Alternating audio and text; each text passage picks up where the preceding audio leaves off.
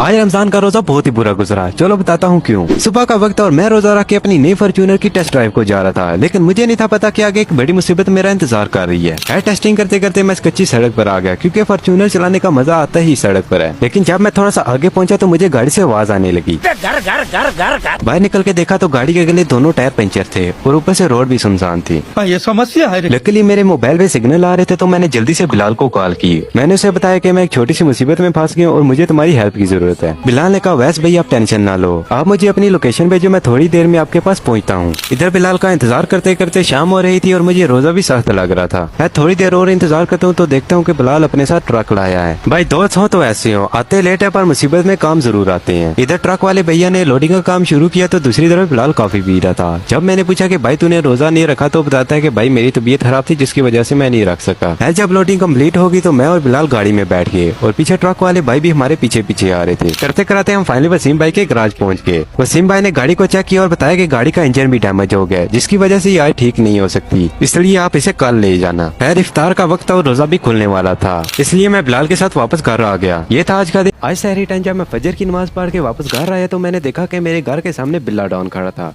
मुझे पता चल गया कि डॉन साहब को फिर से पैसों की जरूरत है। यार मैंने गाड़ी को पार्क किया और बिल्ला साहब से मुलाकात की। मैंने आने की वजह पूछी तो उसने बताया कि मेरी गाड़ी का बुरा एक्सीडेंट हुआ है, जिसकी वजह से अब इसको रिपेयर कराना है और मेरे पास रिपेयरिंग के पैसे नहीं है और मुझे तुमसे कुछ पैसे उधार चाहिए। पहले तो मैंने पैसे देने से मना कर दिया क्योंकि ये पैसे लेके वापस करता ही नहीं है, लेकिन ये तो मेरे पीछे ही पड़ गया था। खैर मैंने इसे बोला कि थोड़ी देर बाहर वेट करो, मैं अंदर से कपड़े चेंज करके आता हूँ। थोड़ी ही देर के बाद मैं कपड़े चेंज करके वापस आया और साथ में कुछ पैसे भी ले लिए। अब हमें जाना था वसीम भाई के पास, क्योंकि वसीम भाई शहर के बेस्ट मैकेनिक हैं और मेरी फॉर्च्यूनर भी उन्हीं के पास थी। जब हम वसीम भाई की शॉप पे पहुंचे तो यहाँ तो काफी रश हो रखा था और बड़े बड़े लोग अपनी गाड़ियाँ ठीक कराने वसीम भाई के पास आए थे। मैंने बड़े ध्यान से बिल्लू की गाड़ी को पार्क किया और जब नीचे उतर के देखा तो मेरे सामने लैम्बोर्गिनी खड़ी थी, जो कि एक सुपर कार है और मेरी ड्रीम कार भी, और इन फ्यूचर हम इसे जरूर बाय करेंगे। साथ में इसके कुछ और स्पोर्ट्स कार खड़ी थी और इधर खड़ा था विको डाला और सामने थी हमारी फॉर्च्यूनर जो पिछली एपिसोड में खराब हो गई थी। यार मैंने वसीम भाई से मुलाकात की, उन्होंने बताया कि सर आपकी गाड़ी बिल्कुल ठीक हो गई और आप टेंशन ना ले, मैं आपके दोस्त की भी ठीक कर दूंगा। मैंने वसीम भाई को दोनों गाड़ियों की पेमेंट की और इधर बिल्ला डॉन मेरी फॉर्च्यूनर को घूरी जा रहा था। मैंने उससे वजह पूछी तो उसने कहा वैस भाई मुझे आपकी फॉर्च्यूनर चाहिए जब तक मेरी गाड़ी ठीक नहीं हो जाती। मैंने बिल्लू डॉन को बोला कि इधर कोने में आओ। जब वो कोने में आया तो मैंने राख के खिलाफा मारा कि भाई तुझे शर्म नहीं आती, एक तो तू सुबह सुबह मेरे घर आ गया, दूसरा मेरा रोजा खराब किया, तीसरा मेरे से पैसे मांगे और चौथा मेरे से फॉर्च्यूनर मांग रहा है। दिल की सारी भड़ास निकाल के मैं वापस अपने घर जा रहा था कि रास्ते में किसी ने जानबूझ के एक्सीडेंट कर दिया।